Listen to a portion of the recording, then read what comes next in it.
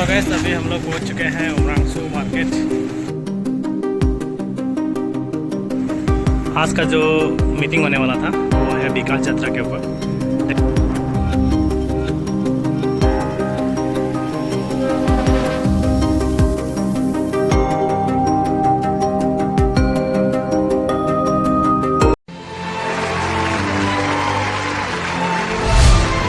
Hello everyone, welcome back to my another video. So guys आज का blog जो है मैं यहीं से स्टार्ट करने के लिए जा रहा हूँ। तो मैं रेडी हो चुका हूँ जाने के लिए ड्यूटी, और आज आने वाला है हिमंत विजय शर्मा जी। तो गाइस अभी हेलमेट पहन लेता हूँ और सीट बेल्ट लगा लेता हूँ।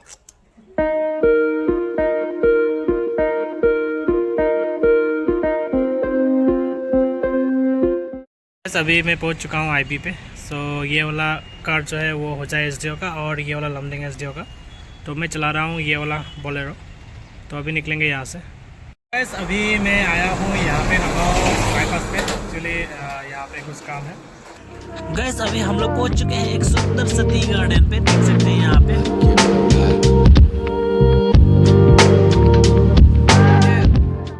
सो गैस अभी हम लोग पहुँच चुके हैं उमरांगसू मार्केट। सो ये है हम लोगों का PWD का स्टाफ मिस्टर डालू। सो अभी हम लोग घूम रहे हैं यहाँ पे। पूरा शिलोंग का वाइब आ रहा है यहाँ पे। रास्ता वगैरह पूरा अप डाउन मैं दिखा रहा हूँ, देखते रहिए। उठा रही हूँ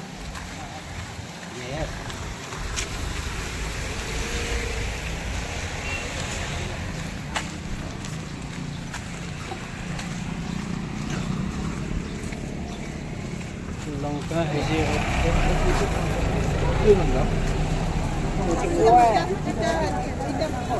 सजना itu कितना सजना पाएगा ना।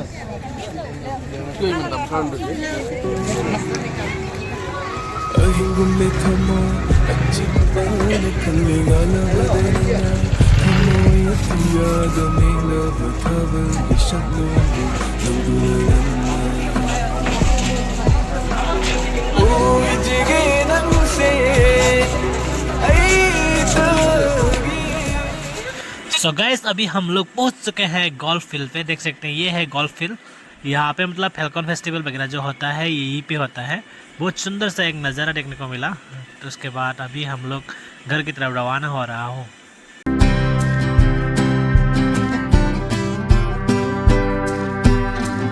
Guys this is the view.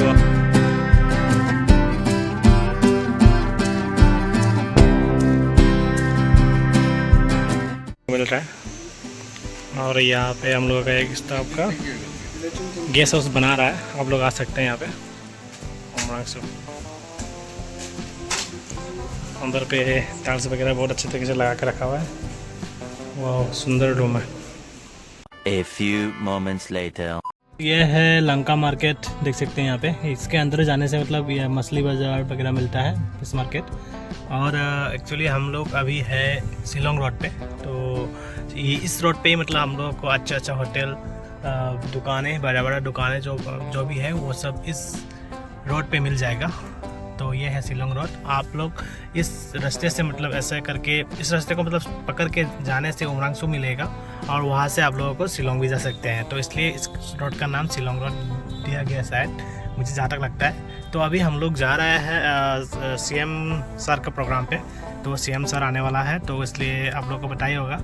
पहले मैंने एक शायद वीडियो नहीं दिखाया हुआ है, तो वो भी वीडियो मैं लास्ट में दिखा दूंगा कैसे हम लोग ने रात तक मतलब हेलीपैड वगैरह बनाए थे। तो चलिए देखते हैं।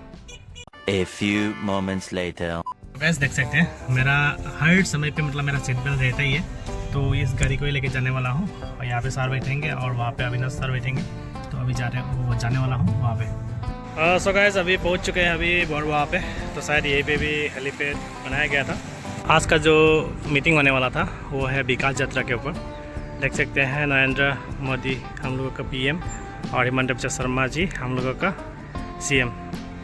तो आज आने वाला है हिमंत विजय शर्मा जी, देख सकते हैं।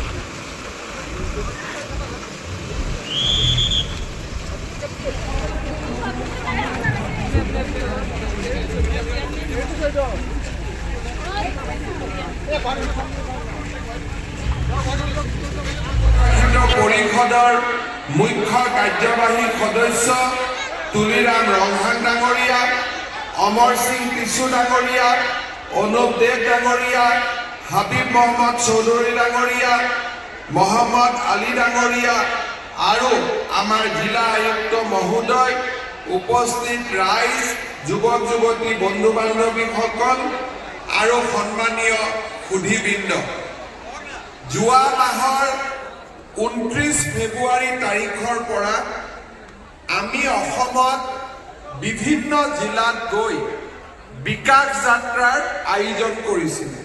ঠাকুৰ বিশ্ববিদ্যালয়ৰো স্থায়ী ভৱনৰ আধাৰশিলা স্থাপন কৰিছিলোঁ। আজি সেই কাম পূৰ্ণ গতিত চলি আছে। শ্ৰদ্ধা ৰাইজ, এইবাৰ বিকাশ যাত্ৰাৰ দ্বিতীয় কাৰ্যসূচী, এই বিকাশ যাত্ৰাৰ দ্বিতীয় কাৰ্যসূচীত আমি গোটেই অসমতে 23,000 কোটি টকাৰ আঁচনি ৰূপায়ণ কৰিছোঁ। আজি আমাৰ বিকাশ যাত্ৰাৰ শেষ দিন। আচলতে যোৱা পৰহিয়ে শেষ আছিলে। হোজাইত আমি ৰাজনৈতিক সভা পতাৰ বাবে ঠিক কৰিছোঁ। ভিটামিন পোৱাৰ কথা কম, ঠিক আছে? হবে? হবতো? আজি আপোনালোকে চিন্তা কৰক যে 2021 চনৰ 10 মে'ত আমাৰ চৰকাৰ হ'ল। যেতিয়া চৰকাৰ হোৱাৰ আগত মই লামডিং, হোজাই এই গোটেই অঞ্চলবিলাকত আহিছিলোঁ।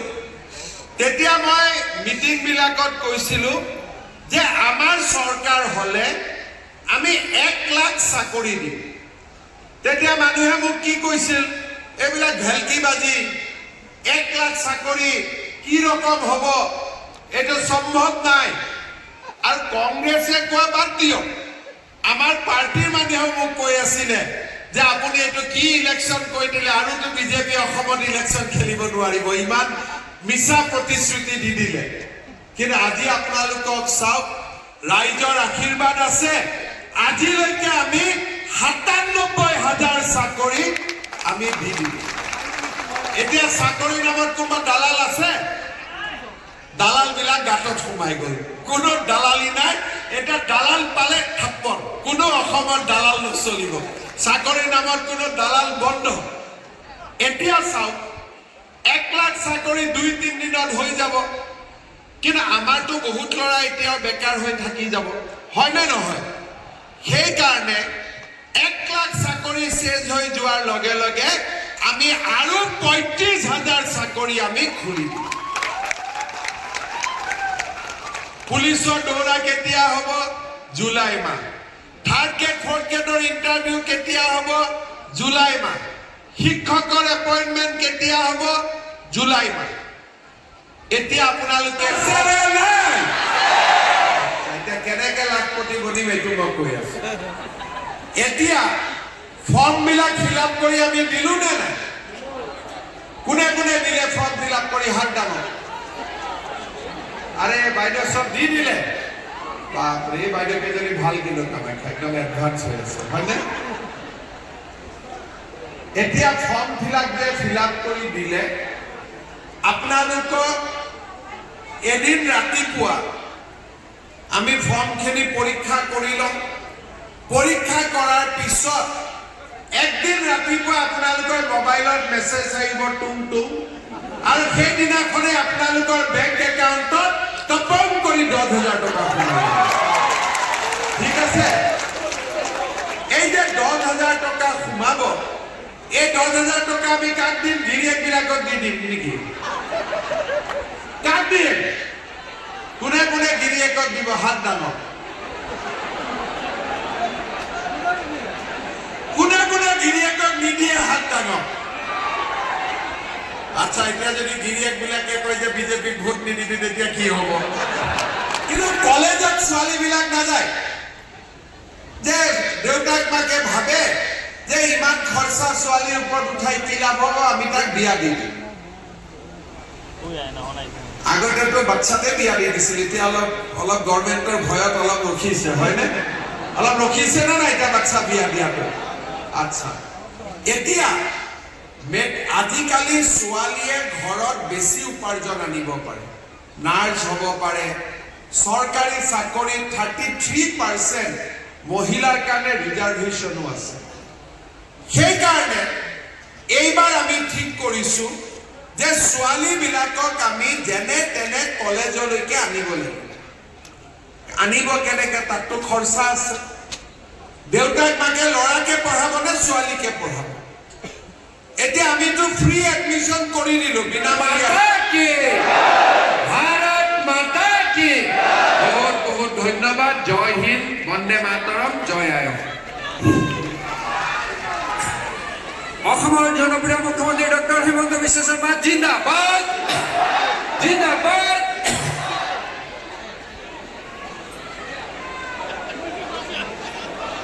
মাননীয় মুখ্যমন্ত্ৰী ডক্টৰ হিমন্ত বিশ্ব শৰ্মা ডাঙৰীয়া তেখেতৰ ভাষণৰ বাবে ধন্যবাদ জনাইছো আমি আশা ৰাখিছো তেখেতে আমাৰ হোজাই জিলাৰ উত্তৰোত্তৰ প্ৰগতিৰ